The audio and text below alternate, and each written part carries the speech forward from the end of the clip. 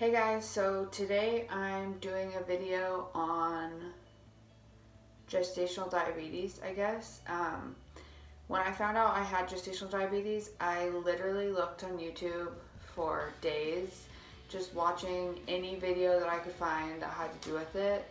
And like there are some recent videos, but I feel like a lot of the videos about it are old, like years old. And so sometimes like the stuff changes. Sometimes I don't know, sometimes doctors change what they expect, whatever. I'm sure what gestational diabetes is hasn't changed, but I'm still going to talk about that. This is basically just like a video about what it is, how I'm feeling about having it, how I found out I have it, which I'm sure that's kind of a more obvious one. If you're pregnant, you know how you find out about that. I'm going to talk a little bit about the diet and like my diet. I've only been doing it for, it's almost a week, like my strict diet for almost a week, pricking my finger 4 times a day. And then I'll talk about like what I have to do at my appointments now, and yeah, we'll see how this goes. But first I want to, if I look down, it's because I wrote notes so that I wouldn't forget, because there's no way I'm going to remember everything. But I want to start by talking about what gestational diabetes is. So it's high glucose levels. I mean, it's a form of diabetes that only pregnant women can get, basically. So there's no known cause of gestational diabetes, but they believe that it's due to the hormones from the placenta that help baby grow and, you know, stuff the placenta does, grow and develop. They believe that those block my insulin, well, the mom's insulin from her body, which will then cause an insulin resistance, and then I would need up to like 3 times more insulin because the hormones are so much more than they are not pregnant. I'm hoping that is making sense. So without enough insulin in my body, it's almost kind of like someone who's diabetic. They have to get that insulin somehow. So either that or like my body just will not break down glucose levels good enough. Therefore, the glucose won't leave my blood and it won't turn into energy, which is what it's supposed to be. And that'll cause me to have high blood sugars when I, after I eat certain things. So it's like, an example is I have to watch my carbs a lot more now, because if I have too many carbs, not enough protein, then my body's not going to break down the glucose, and it's just not, it's just not going to work out, and I'm going to have high blood sugar and whatever. The effects on baby of untreated or poorly controlled gestational diabetes can hurt her, which is very scary. I have a lot of people who don't understand why I'm so upset about having gestational diabetes, or why I get so frustrated when my numbers are high, and which like I said, I've only been doing this for about 6.5 days. I don't know, 6 or 7 days. And so of course I'm still learning the diet. I'm still learning what I can eat, what I can't eat, how much of things I can eat. But when you see a high number when you check your blood sugars after you eat, it's frustrating, because you know that that's affecting your baby. And a lot of people don't understand why I get so frustrated about it, or why I get upset. And it's because if I don't get it under control, not only is it bad for me, but it's really bad for her. And so yeah, when when like a mom has gestational diabetes, the insulin doesn't cross the placenta, the glucose and the other nutrients do. So the extra blood glucose goes through the placenta, giving the baby high blood glucose levels, which then causes the baby to get more insulin because the baby's pancreas will make more insulin.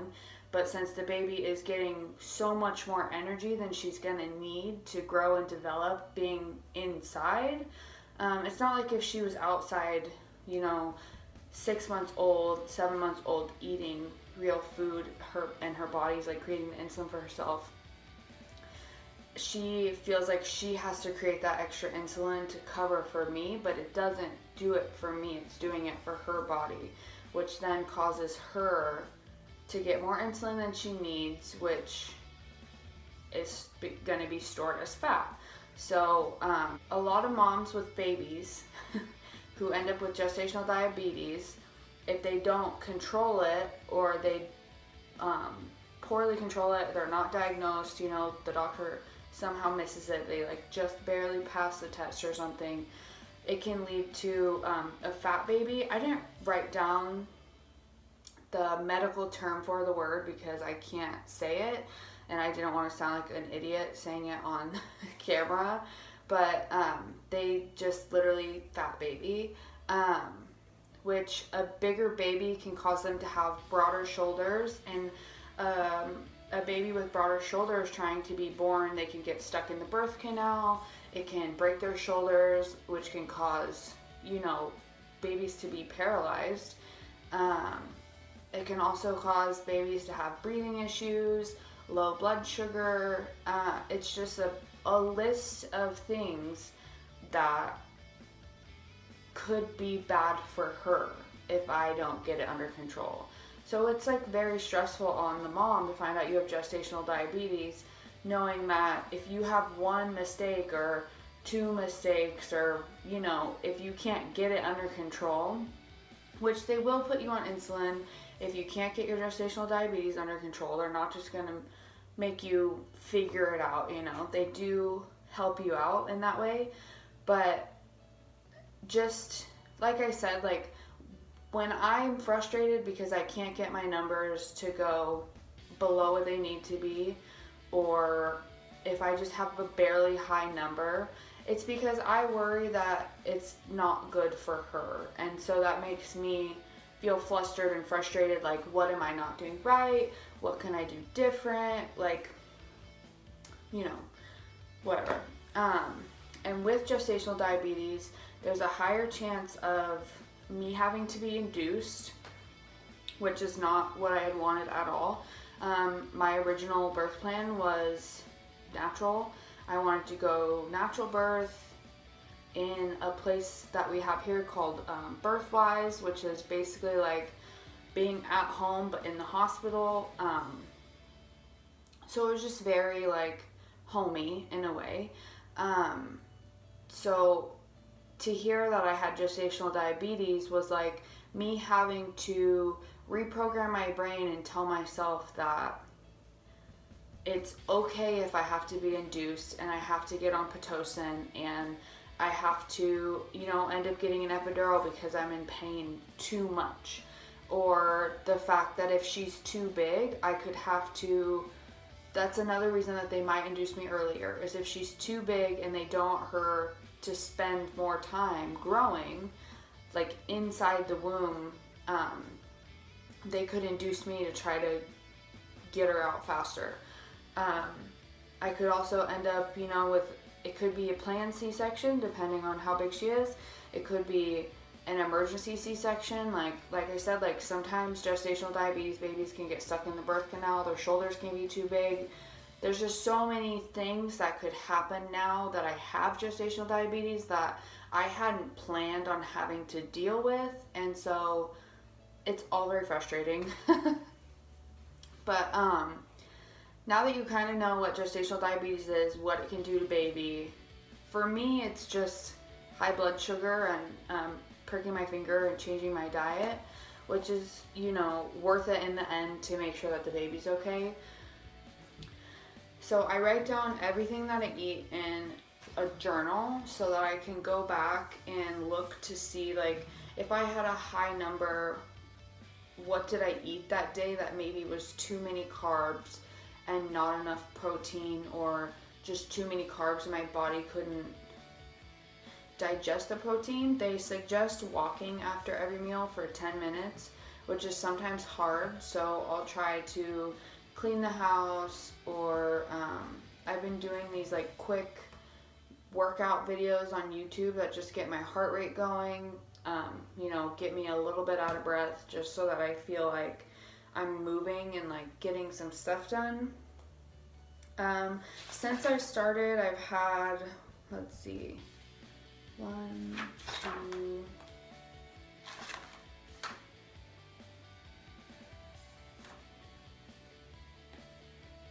3, 4 high numbers. A couple of them that, like one that was high before, I retested afterwards. Usually if it's high, I'll retest. And if it's still high, sorry if you hear that truck, my neighbor just got home. And if it's still high, then I'll just use the first number because that was the first one. So one day I got, I think it was like a 133, and I retested and it was only 123. So I was using like a weird, like, sorry if I'm sitting weird, I'm just, pregnant and sometimes get uncomfortable. But I was using like a hand soap. I ran out of alcohol wipes, so I think that had a lot to do with what my numbers were, but also I don't know, because as soon as I got like a high number, I was like, this just doesn't seem right. Like, I ate basically the same thing that I ate the day before and my number was low. So, it's kind of just like a trial and error. Especially like just watch, like make sure you wipe the first, okay, I'll get to that in a second. But yeah, I haven't had a ton of high numbers, but like I was saying earlier, it's just very frustrating and disheartening to get a high number knowing that like it's not good for your baby. But I'll show you guys this really quick before I get into like how I'm feeling about having gestational diabetes. So this is my little tester kit.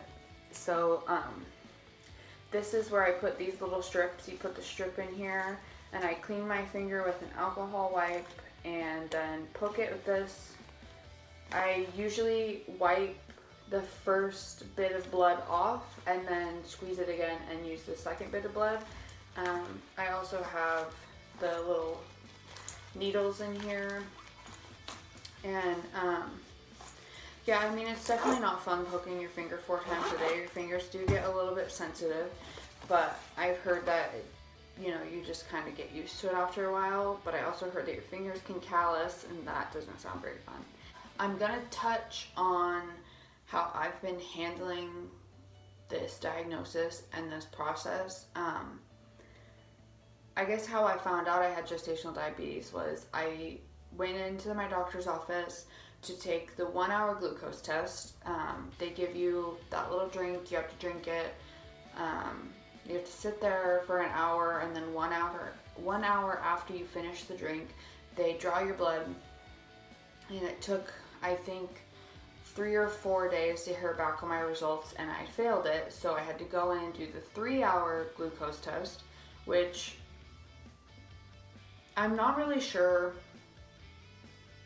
in what way that this is a reasonable test, because they give you 100 grams of sugar after not eating for 12 to 14 hours, and you have to, so they test your blood, your fasting blood sugar number, which I'm pretty sure I passed that one, and then you drink the drink, which is 100 milligrams or 100 grams of sugar, just straight sugar.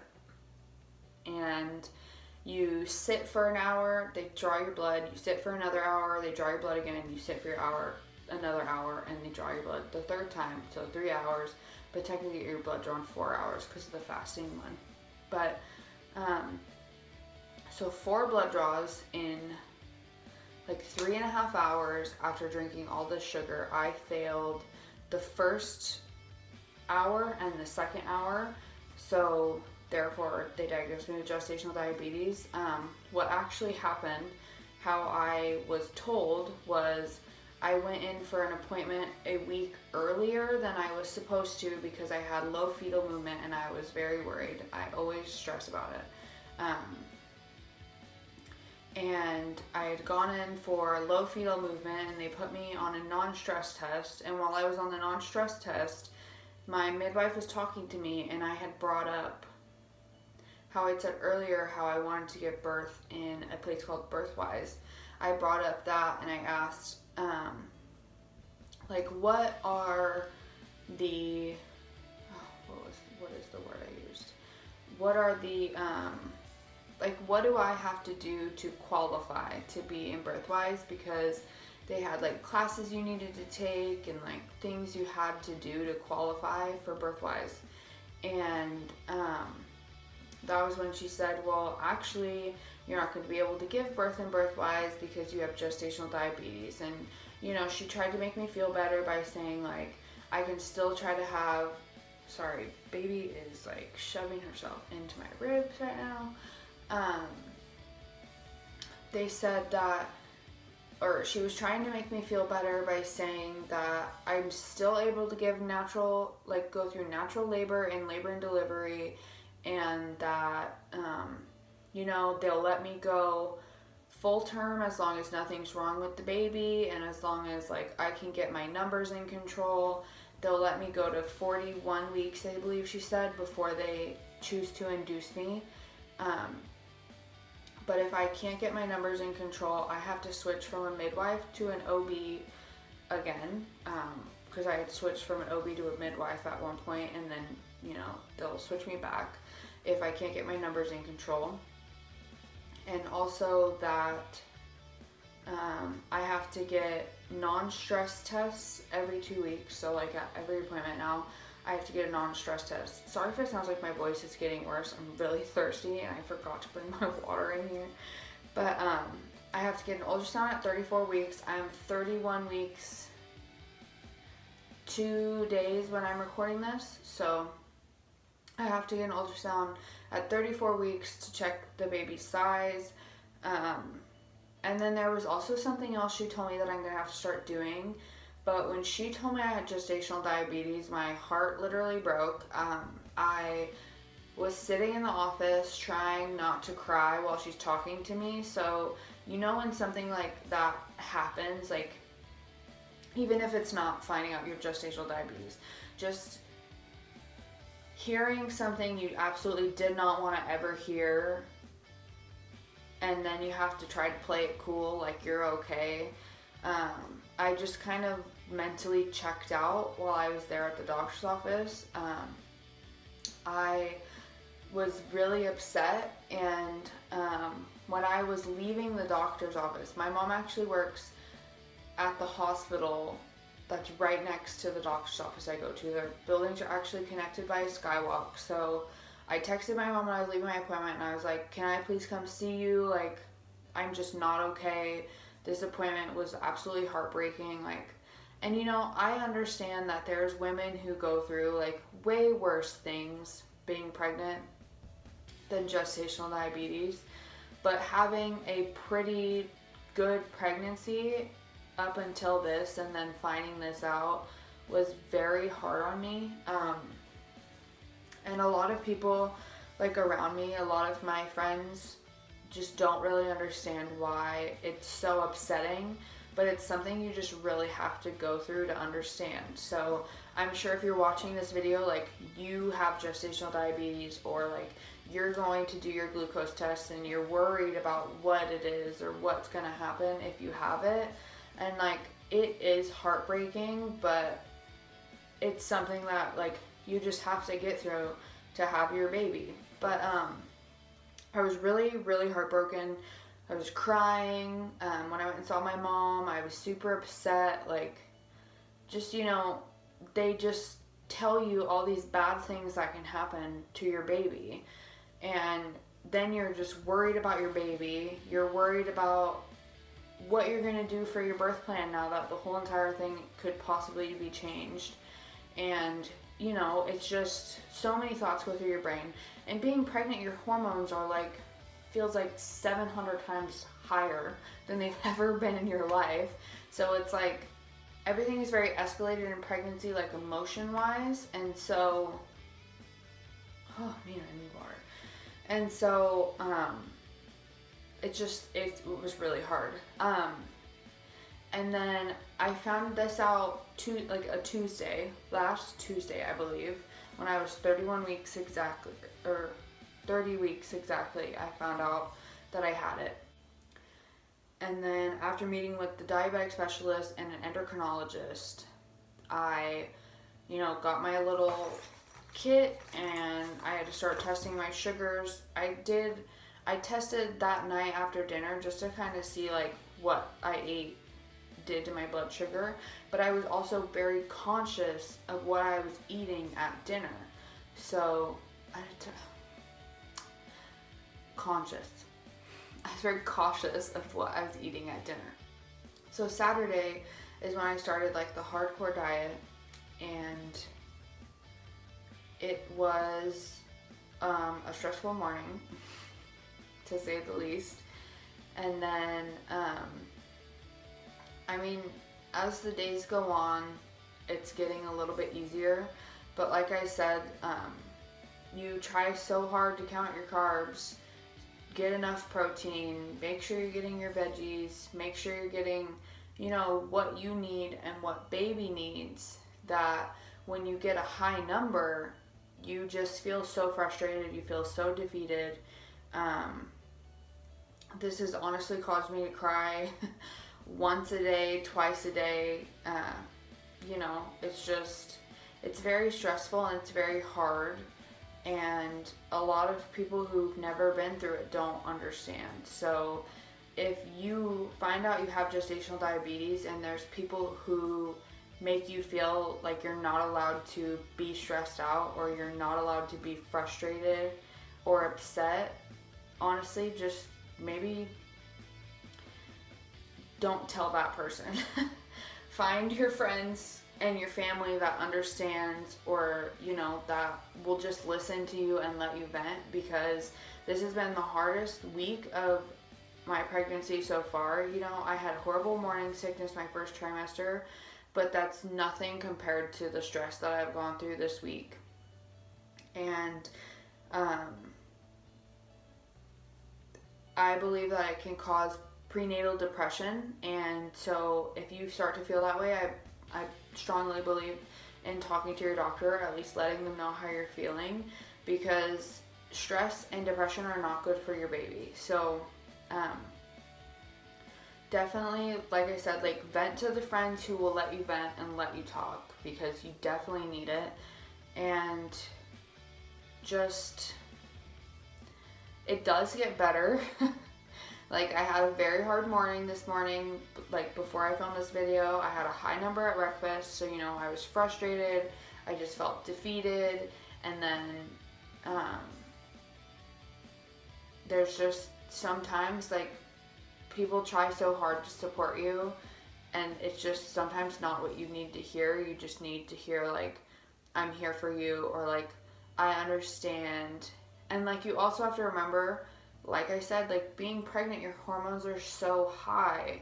So that frustration and feeling of defeat that you would feel before you were pregnant, it was easily, like, you could easily talk yourself out of it. But being pregnant, your hormones are so high that it's like your world literally is ending all the time. And people who've never been pregnant don't understand that before. I would have never understood it until I got pregnant. So if it's just sometimes hard for people to understand, but it's definitely a hard thing to deal with. And if you need someone to talk to, find someone who understands, or who won't try and tell you that your feelings aren't valid. So that's how I'm handling this. Obviously not very well, but I'm trying. Like I said, it's only been about a week since I found out, or since I started my diet. The next thing I kind of want to talk about a little bit before I end the video, because this is going to be such a long video and I'm literally just sitting here talking, and I know that nobody on YouTube actually watches people just sit and talk. So hopefully I can like cut it, make it good, whatever. I guess if people don't watch it, then whatever, they don't watch it. But I'm going to make a what I eat in a day video once I kind of figure out what for sure works for my numbers. So I'm hoping in the next 3 to 4 days I'll make that video, and then when I hit 32 weeks I'll make an update because I have a doctor's appointment that day. So maybe I'll do like a small update video, and then also the 5th through the 8th, me and my husband are going on like a baby moon, so maybe I'll vlog while we're on our trip and I'll upload that because I always enjoyed vlogging. Obviously my channel is like mostly vlogs now, but anyways, I hope you guys enjoyed. If you have any questions, leave them in the comments and I will definitely get back to you and answer them. I'm sorry if I talk too much. I just tried to get everything in, and I probably repeated myself 70 times because pregnancy brain is a real thing and I always forget everything I say, everything I have to do. But anyways, I hope you guys enjoyed. I hope that this video was helpful. If not, I don't know. Maybe it'll help somebody. So, have a good day. Talk to you guys later.